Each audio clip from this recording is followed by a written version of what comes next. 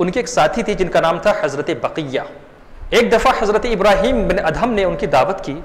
जब हजरत बकिया हजरत इब्राहिम बिन अदहम के घर पे पहुंच गए और खाना आपके सामने हाजिर कर दिया गया, खाना खा के आप फारिग हो गए, तो हजरत बकिया ने हजरत इब्राहिम बिन अदहम के साथ रहने वाले शख्स से कहा कि जरा एक बात बताइए, आपने हजरत इब्राहिम बिन अदहम के साथ काफी वक्त गुजारा है, आप जरा ये बताइए कि आपकी जिंदगी में हजरत इब्राहिम बिन अदहम के साथ रहते हुए वो कौन सा मुश्किल तरीन वक्त था जिसका आपने सामना किया।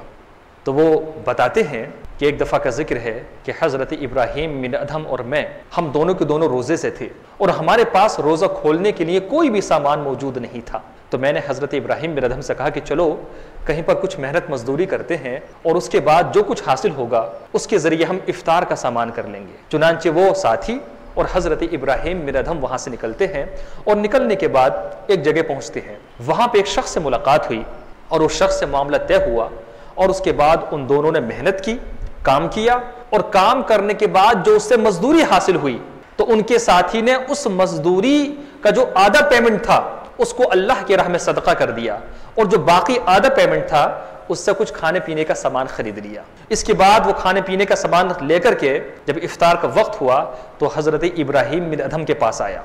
क्या देखता है, हजरत इब्राहिम बिन अदहम बैठे हुए रो रहे हैं। पूछा, ए इब्राहिम, ये तो इफ्तार का वक्त है, आप इस वक्त बैठ कर के रो रहे हैं, रोने की वजह क्या है। तो हजरत इब्राहिम बिन अदहम फरमाते हैं और क्या ही प्यारी बात फरमाते हैं। आप कहते हैं, अम्मा नहनु फस्तौफैना उजूरना, कि मेरे साथी, मेरे दोस्त सुनो, हमने तो उस शख्स से कि जिसके पास हमने मजदूरी की थी, हमने तो उससे अपना हक पूरा का पूरा ले लिया। हमने तो उससे अपना हक पूरा का पूरा ले लिया, अपनी उजरत ले ली। फलई तशरी अगफ़ैना साहिबना अमला, लेकिन काश मुझे यह भी मालूम हो जाता कि हमने जो उसकी मजदूरी की है कि हमने उसका हक अदा किया कि नहीं किया। तो मैं इसलिए रो रहा हूं, कहीं ऐसा ना हो कि हमने मजदूरी पूरी ले ली, जो भी हमारा हक बनता था वो हमने पूरा ले लिया, लेकिन कहीं ऐसा ना हो गया हो कि हमने उसकी मजदूरी निभाने में कोई कोताही कर दी हो, कोई कमी कर दी हो और उस वजह से कल क़यामत के दिन हमारी पकड़ ना हो जाए। मैं इस खौफ से रो रहा हूं। हजरत इब्राहिम बिन अदहम के साथी ने जब ये जवाब सुना तो जो आधे पेमेंट से उसने इफ्तार का सामान खरीदा था उसको भी अल्लाह की बारगाह में सदका कर दिया। और वो बताता है हजरत बकिया को कि ये वो सख्त दिन था जो मुझे हजरत इब्राहिम बिन अदहम के साथ देखना पड़ा। इस वाक़ई में बहुत बड़ी नसीहत है, बहुत बड़ी इबरत है।